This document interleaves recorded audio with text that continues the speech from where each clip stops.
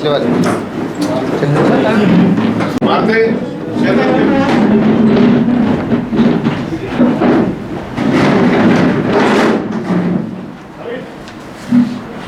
వచ్చి వీళ్ళు ఐదుగురు వచ్చిరా మారుతి సాగరమెల్లి పెగడపల్లి ఇది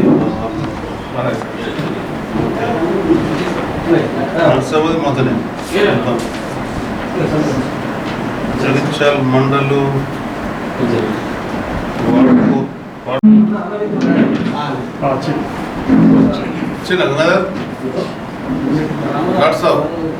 సమావేశం కూడా దానికి హాజరైనటువంటి పట్టణ మండల అధ్యక్షులు అదేవిధంగా మా బీఆర్ఎస్ పార్టీ కుటుంబ సభ్యులకు మీడియా మిత్రులకు నమస్కరిస్తూ ఇవాళ ఏదైతే కాంగ్రెస్ వచ్చిన తర్వాత కాంగ్రెస్ పగబట్టినట్టే ఉంది ఇవాళ ప్రజల మీద రైతుల మీద అదేవిధంగా కాలం కూడా ఇవాళ రైతులకు సహకరించలేదు అనే మాట వాస్తవం. ఎందుకంటే పంట చేతికొచ్చే దశలో మరి దాదాపు పొలాలైతే పుట్ట దశ నుండి మరి చేతికొచ్చే సమయంలో మామిడి కాయలు మ్యాంగో రైతులు కూడా తీవ్రంగా నష్టపోయారు. మొన్న మేము సారంగపూర్ మండలం చూసినాం, ఇటు నర్సింగపూర్ కావచ్చు, వెందుర్తి కావచ్చు, ఇటు రాయకల్ మండలంలో కావచ్చు చూసినట్లయితే మరి మ్యాంగో కూడా పూర్తిగా నేల కొరగడం జరిగింది. అదేవిధంగా మొక్కజొన్న కూడా దాదాపు ఒక 10 రోజులైతే విరుపుకొచ్చే టైంలో మొక్కజొన్న కూడా పూర్తిగా నీలమట్టం కావడం జరిగింది.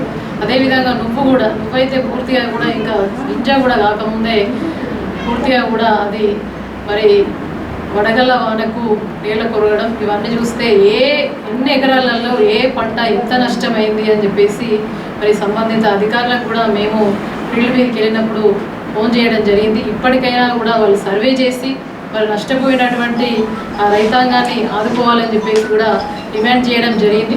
ఇది కేవలం రాష్ట్ర ప్రభుత్వానిదే కాకుండా కేంద్ర రాష్ట్ర ప్రభుత్వాలు రెండు కూడా దీనికి సమానంగా బాధ్యత వహించాల్సిన అవసరం ఉంటుంది.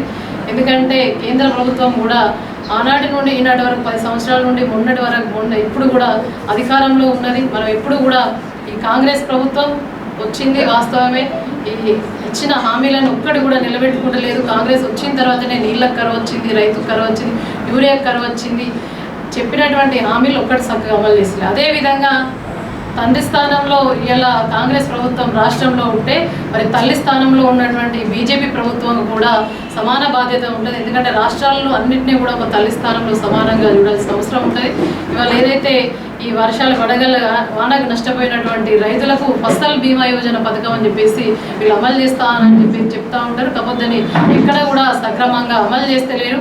ఎప్పుడైనా కూడా మండల్ యూనిట్గా తీసుకుంటే రైతన్న నష్టపోయే అవకాశం ఉంటుంది. గ్రామాన్ని యూనిట్గా తీసుకొని దాన్ని సక్రమంగా అమలు చేసినట్టయితే మరి పెట్టుబడి మీద పడకుండా ఆ కుటుంబం విచ్ఛిన్నం కాకుండా ఆర్థికంగా మరి తోడ్పాటు అందించినట్లయితే కాబట్టి దీనికి పూర్తిగా కూడా కేంద్ర రాష్ట్ర ప్రభుత్వాలు రెండు కూడా బాధ్యత వహించి రైతాంగాన్ని ఆదుకోవాలని చెప్పేసి మేము బీఆర్ఎస్ పార్టీ పక్షాన డిమాండ్ చేస్తూ ఉన్నాం. అదేవిధంగా చూసినట్లయితే ఎక్కడ కూడా పాలనలో మరి పూర్తి స్థాయిలో 15 నెలల సమయంలోనే మరి వ్యతిరేకత మూటగట్టుకుంది కాంగ్రెస్ ప్రభుత్వం. ఇప్పటికైనా కూడా మరి ప్రజలు పాలమెత్తిరబడుతున్నారు. కనీసం మరి నిండు అసెంబ్లీలో ఒక దేవాలయం లాంటి అసెంబ్లీలో ప్రజా సమస్యలపై మా బీఆర్ఎస్ పార్టీ పెద్దలు మా శాసనసభ్యులు మాట్లాడితే కూడా నిన్న జరిగినటువంటి మరి సునీతా లక్ష్మారెడ్డి గారు మాట్లాడితే సమస్యల మీద స్పీకర్ గారు ఒక గౌరవప్రదమైనటువంటి సీట్లో కూర్చొని ఒక స్పీకర్ గారు మాట్లాడాల్సిన మాటలు చాలా బాధాకరం. ఇవాళ నమస్తే తెలంగాణ పేపర్లో చూసినట్టయితే ఈ యొక్క దేశంలో మన రాష్ట్రంలో మరి మహిళలకు రక్షణ లేదు అని చెప్పేసి భయం వేస్తుంది. మహిళలను మరి చదువు పంపించాలన్నా ఏ రకంగా కూడా బయటకు పంపించాలన్నా తల్లిదండ్రులు మరి కంటికి కునుకు లేకుండా మరి ఇవాళ నిద్రపోని పరిస్థితుల్లో ఇవాళ తల్లిదండ్రులు ఉండాల్సి వస్తుంది. ఆనాడు కేసీఆర్ గారి పాలనలో 10 సంవత్సరాలు నిశ్చింతగా హాయిగా ప్రశాంతంగా ఉన్నది తెలంగాణ. ఇవాళ మరి ఇటువంటి హత్యలు జరగడం నిజంగా కూడా దురదృష్టకరంగా భావిస్తూ ఉన్నాం. ఏదేమైనా కూడా కాంగ్రెస్ ప్రభుత్వం ఇప్పుడున్నటువంటి రాష్ట్ర ప్రభుత్వం కేంద్ర ప్రభుత్వం రెండు కలిసి మరి ప్రజాస్వామ్యాన్ని కాపాడాల్సిన బాధ్యత ప్రజల బాధ్యత. మీరు ప్రమాణం చేసి ఇవాళ సీట్లలో కూర్చున్నారు కాబట్టి మీరు ప్రమాణం చేసిన దానికి అనుగుణంగా మీరు ఇచ్చిన హామీలను నిలబెట్టుకునే బాధ్యత మీ పైన ఉంటుందని చెప్పేసి తెలియజేస్తాం. Thank you. పత్రికా మిత్రులకు, గౌరవ జిల్లా పరిషత్ మాజీ చైర్పర్సన్ శ్రీమతి వసంత గారికి, మా అధ్యక్షులకు అందరికి నమస్కారాలు. మాకు వచ్చినటువంటి విజ్ఞాపనలలో కొన్ని సీఎం రిలీఫ్ ఫండ్లను ఈరోజు పంపిణీ చేసుకున్నాం. వాళ్ళకి ఇంత అది ఆర్థికంగా దోహదపడతాని చెప్పని గత 30 ఏళ్ళుగా ఈ సీఎం రిలీఫ్ ఫండ్లు అనేటివి జగిత్యాలకు పెద్ద మొత్తం సాధించుకుంటున్నాం. ఒకనాడు ఆరోగ్యశ్రీ లేకముందు అటు CM relief fund, PM relief fund, state illness fund అనే విధంగా ఒక వ్యక్తికి పెద్దగా అనారోగ్యం పాలైనా కానీ మొత్తం ఇప్పించినటువంటి అనుభవాలు కూడా మనకు ఉన్నాయి. దానికి అనుగుణంగా జగిత్యాల కాన్స్టిట్యూన్సీలో పెద్ద ఎత్తున నాటి నుంచి నేటి వరకు కూడా ఈ కార్యక్రమాన్ని తీసుకుంటున్నాం. మధ్యలో మేము ఎన్టీ ఆరోగ్యశ్రీ పెట్టి కూడా ఒక 30,000 కుటుంబాలకు ఈ ప్రాంతంలో ఆ ట్రీట్మెంట్ కూడా ఇప్పించడం జరిగింది. కానీ కేంద్ర ప్రభుత్వం ఆ పథకాన్ని వినియోగించుకోవడం వల్ల మళ్ళీ దాన్ని మేము కొనసాగించలేకపోయినాం. ముందు ఇతరత్ర కార్యక్రమాలు కూడా కొనసాగించాలనేదే మా ధ్యేయం అని చెప్పని తెలియజేస్తూ, నేడున్నటువంటి కాంగ్రెస్ ప్రభుత్వ పరిపాలన చూస్తే ప్రధానంగా మొన్న బడ్జెట్ సమావేశాలలో గవర్నర్ ప్రసంగంతో మొదలై ఇల్లున్నటికి సమావేశాలు ముగుస్తున్నాయి. ఈ 16 నెలల కాంగ్రెస్ పాలనలో కాంగ్రెస్ పార్టీ ఇచ్చినటువంటి హామీల అమలు గురించి మాట్లాడినా కానీ పథకాలు అరకొరగా నిధులు విడుదలవుతున్నాయి. ప్రభుత్వం వేసినటువంటి పనుల బిల్లులు కూడా మీరు చెల్లిపోయడం లేదు. బయట చూస్తే 20% కమిషన్ అనే విధంగా వినబడుతున్నది. ఇది అత్యంత దారుణం. ఈనాడు కూడా ఈ పరిస్థితి లేకుండా అని చెప్పానంటే వాటికి జవాబు ఇవ్వకుండా దాటేసే పరిస్థితులనే ఉందే కానీ సరైన విధంగా స్పందించాలనే ఆలోచన మాత్రం ప్రభుత్వం కనబడడం లేదు. దానికి తోడుగా రాష్ట్ర ప్రభుత్వ అప్పులు విపరీతంగా పెరిగిపోతున్నాయి. ఈ 16 నెలల పాలనలో కాంగ్రెస్ ప్రభుత్వ పరిపాలనలో రేవంత్ రెడ్డి గారు ముఖ్యమంత్రిగా, భట్టి గారు ఉప ముఖ్యమంత్రి ఆర్థిక మంత్రిగా తెచ్చినటువంటి అప్పులు 1,58,000 కోట్లు. ఇది భారతదేశ చరిత్రలో ఏ రాష్ట్ర ప్రభుత్వం ఇంత స్వల్పకాలంలో అప్పు చేసిన పాపన పోలేదు. మరి ఆ విధమైనటువంటి డబ్బులతోనే ప్రభుత్వం పరిపాలన సాగిస్తున్నది. ఎన్నికలకు వచ్చినటువంటి హామీల అమలు గురించి ఆనాడు పత్రికలలో కానీ ఇతర ఇంటర్వ్యూలలో మాట్లాడినప్పుడు కాంగ్రెస్ పార్టీకి అపారమైన అనుభవం ఉన్నది, మేము ఆదాయాన్ని సమకూర్చుకుంటాం, సంపద సృష్టిస్తామని చెప్పని మాట చెప్పి ఆ అనుభవం వల్ల అనుభవరాహిత్యంగా కనబడుతున్నది. అనుభవం లేనటువంటి నాయకుల నేతృత్వంలో ఇష్టానుసారంగా పరిపాలన చేయడం వల్ల ఆ యొక్క ఫలితాలు కనబడుతున్నాయి.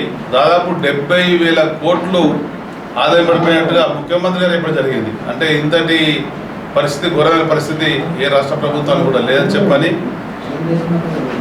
ఈ రాష్ట్రంలో వ్యవసాయదారుల యొక్క ఆత్మహత్యల పరంపర కొనసాగుతూనే ఉన్నది.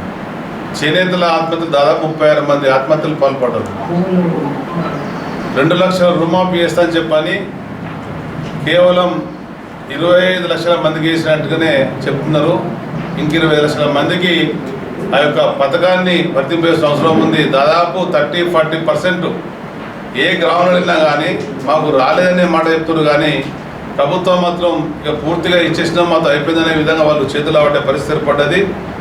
దానికి తోడుగా ఈ మధ్యన వడగండ్ల వాన రాష్ట్ర వ్యాప్తంగా అటు మహబూబ్నగర్లో కానీ, మెదక్లో కానీ, ఇతరత్ర జిల్లాలలో అయితే మా మాజీ మంత్రులు, మా ఎమ్మెల్యేలు, మా పార్టీ పరంగా నాయకత్వం ఇక్కడ జగిత్యాల కాన్స్టిట్యూన్సీలో మన మాజీ చైర్పర్సన్ దా వసంత గారు, అదేవిధంగా పార్టీ నాయకత్వం అంతా అటు సారంగపూర్ చిత్ర మండలంలో ఉండేటువంటి ఈ వడగండ్ల వాన బాధితుల వ్యవసాయం జరిగింది. రాష్ట్ర ప్రభుత్వాన్ని మేము డిమాండ్ చేస్తున్నాం, మీ యొక్క అసమర్థత వల్ల, మీ నీటి సరఫరా సక్రమంగా లేకపోవడం వల్ల, మీ కరెంటు సరఫరా సక్రమంగా లేకపోవడం వల్ల లక్షలాది ఎకరాలలో ఇవాళ పంట ఎండిపోయింది. మేము అటు అసెంబ్లీలో, కౌన్సిల్లో ఏది ఎండిపోయిన పంటలను కూడా ప్రదర్శన చేసినాం. ఇవాళ చూస్తే మళ్ళీ వడగండ్ల వాన కూడా పెద్ద ఎత్తున పడ్డది. కానీ రాష్ట్రంలో ఉండేటువంటి మంత్రులు కానీ, వాళ్ళ నాయకులు కానీ పర్యటించి ఓదార్చి అండగా ఉంటాయని చెప్పిన మాట మాత్రం కనబడడం లేదు. అక్కడ ఇక్కడ కాస్త కూస్త కొందరు తిరుగుతున్నారే కానీ రాష్ట్రం అంతా మాత్రం వాళ్ళు తిరిగిన పాపన పోలేదు. నిన్న చూసినాం నల్గొండ జిల్లాలో ఒక ప్రైవేట్ ఫంక్షన్ కాంగ్రెస్ పార్టీ నాయకుడి అయితే హెలికాప్టర్లో వేరు. అంటే రాష్ట్ర ప్రభుత్వానికి హెలికాప్టర్ అనేది ఉన్నది ఆపదలో ఉన్నటువంటి వాళ్ళను, అవసరం కోసం ఉన్నటువంటి వాళ్ళను ప్రభుత్వ కార్యక్రమాలకు ఉపయోగించుకోవాలని చెప్పారు. అదేవిధంగా ఎస్ఎల్బిసిలో జరిగినటువంటి ఆ టన్నల్లో దాదాపు 8-10 మంది ప్రాణాలు పోతే నెల రోజులు అవుతుంది. అటువైపు కన్నెత్తి కూడా చూడడం లేదు. ఒకసారి 2 సార్లు హెలికాప్టర్లు వేయటం వేయించారు. ఏంటి అంటే చేపల పులుస్తూ అన్నం తినేటువంటి మాట చెప్పినరే కానీ వాళ్ళ నేటి వరకు కూడా శవాలను బయట తెచ్చేటువంటి పరిస్థితి కూడా, అంటే అంతటి అసమర్థతమైనటువంటి పట్టింపు లేనటువంటి ప్రభుత్వం మనకు స్పష్టంగా కనబడుతున్నది. నిన్న చూసినాం హైదరాబాద్ నగరం MMTCలో ఒక ఆడబిడ్డ ప్రయాణిస్తుంటుంటే ఆమె మీద అడిత్యానికి దాడి చేస్తుంటే ఆమె తప్పించుకోబోయి దూకి పడినటువంటి పరిస్థితి. అంటే రాష్ట్రంలో నేరాలు పెరిగిపోయినాయి. పెరిగిన నేరాలకు అరికట్టే విధంగా రాష్ట్ర ప్రభుత్వం మాత్రం చర్యలు చేపట్టడం లేదు. స్వయంగా నూతనంగా వచ్చినటువంటి DGP చెప్పిండు 20% క్రైమ్ రేట్ పెరిగింది అని చెప్పని. అంటే ఇంతటి అసమర్థ పాలన వల్ల ఇటు పేదలు బాధపడుతున్నారు, ప్రజానికం బాధపడుతున్నారు, అన్ని రకాలైనటువంటి అన్ని విభాగాలు ఉండేటువంటి వాళ్ళు ఇబ్బందులు పడే పరిస్థితి వస్తున్నది. మరి ఈ విధంగా ఉన్నటువంటి పరిస్థితులలో బడ్జెట్ చర్చలలో కూడా బడ్జెట్ పరంగా ఉన్నటువంటి కేటాయింపుల గురించి మాట్లాడితే అన్నీ దాటవేసుకుంటూ పోతుంటే కానీ స్పష్టత మాత్రం ఇవ్వడం లేదు. వాళ్ళు ఇచ్చినటువంటి హామీలలో అడిగిన విషయాలను మాత్రం ఏ ఒక్కటి కూడా నిన్న చూసినాం. MIM సభ్యుడు మాతో ఇవాళ MIM లేకున్నా కానీ మనసాగలేక ఆయన అసెంబ్లీలో మాట్లాడిండు. ఒక మానవత దృక్పథం ఉన్నటువంటి మంచి మనసు ఉన్నటువంటి నాయకుడు కేసీఆర్ ఆ విధమైనటువంటి అలవాటు నేర్చుకొని రాయా మీరు ఇప్పటికైనా కానీ. ఇలా పండుగలు వచ్చినాయి, అది హిందువుల పండుగ కానీ, ముస్లింల పండుగ కానీ, క్రిస్టియన్ల పండుగ కానీ, కానుకలు తోఫా అనే విధంగా ముఖ్యమంత్రి గారు పేదవాళ్ళు ఆదుకునే పరిస్థితి ఉండే. ఇవాళ ఏ పండుగ కూడా అటు బతుకమ్మ చీరలే కానీ, ఇవాళ ముస్లిం రంజాన్లకు తోఫానే కానీ, అటు క్రైస్తవులుగా కానీ ఇచ్చిన పాపన మాత్రం ఈ ప్రభుత్వం పోలేదు. మానవతకు పోలేనటువంటి ప్రభుత్వంగా మనం చూస్తున్నాం. ఈ ప్రభుత్వాన్ని ఎప్పుడు గద్దెదించుదామనేటువంటి భావనలో ప్రజలు కనబడుతుంది. కానీ ఇవాళ మనకు ఉన్నటువంటి ప్రజాస్వామ్య పరంగా, రాజ్యాంగ పరంగా, ఎన్నికల కమిషన్ అనుగుణంగా మనకు 5 ఏళ్ళకు మన ప్రభుత్వం వస్తుంది. ఈ ప్రభుత్వాన్ని భరించాలనేటువంటి బాధల ప్రజలిక కనబడుతున్నారు. ఏదేమైనా కానీ ప్రధాన ప్రతిపక్షంగా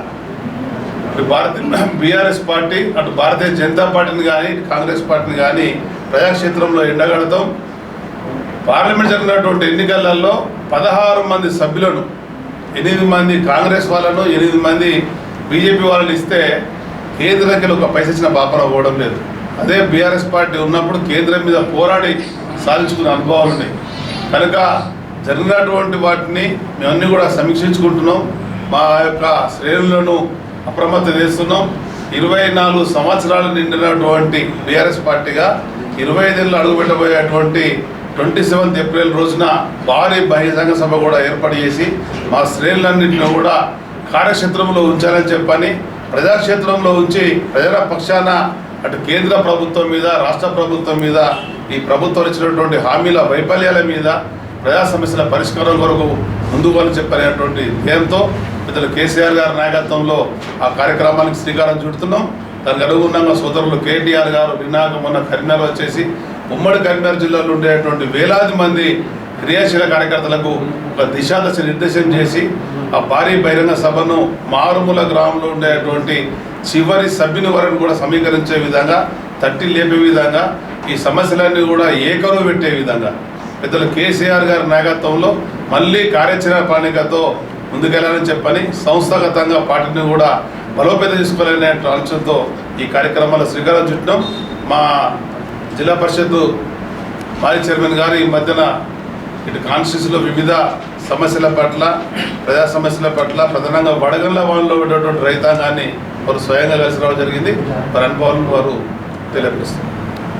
సాధారణ ఎన్నికలలో కాంగ్రెస్ పార్టీ ఎన్నికల మేనిఫెస్టోలో ప్రతి రైతు 2 లక్షల రూపాయల రైతుల అప్పుల మాఫీ ఇస్తా అంటే మా నాయకుడు కేసీఆర్ గారు వెంటనే సంబంధించిన ఆర్థిక శాఖను బ్యాంకర్స్తోని మాట్లాడినప్పుడు ఈ రాష్ట్రంలో ఉండే రైతులకు 2 లక్షల రూపాయలు మాఫీ చేస్తే దాదాపు 50,000 కోట్ల రుణాలు మాఫీ చేసే వస్తుందని చెప్పడం జరిగింది. కానీ ఇవాళ కాంగ్రెస్ ప్రభుత్వ పరిపాలనలో కేవలం 25 లక్షల మందికి 30,000 కోట్ల జరిగిందా అది లెక్కల పరంగా జరుగుతుంది. ఏ గ్రామంకి వెళ్ళినా కానీ, ఏ బ్యాంక్కి వెళ్ళినా కానీ, ఏ సింగిల్ విండోకి వెళ్ళినా కానీ స్పష్టంగా లెక్కలు చెప్తుంది. దాదాపు 30-40% రైతులకు నేటి వరకు రైతుల అప్పుల మాఫీ జరగలేదు. రైతులు గగ్గోలు పెడుతున్నారు.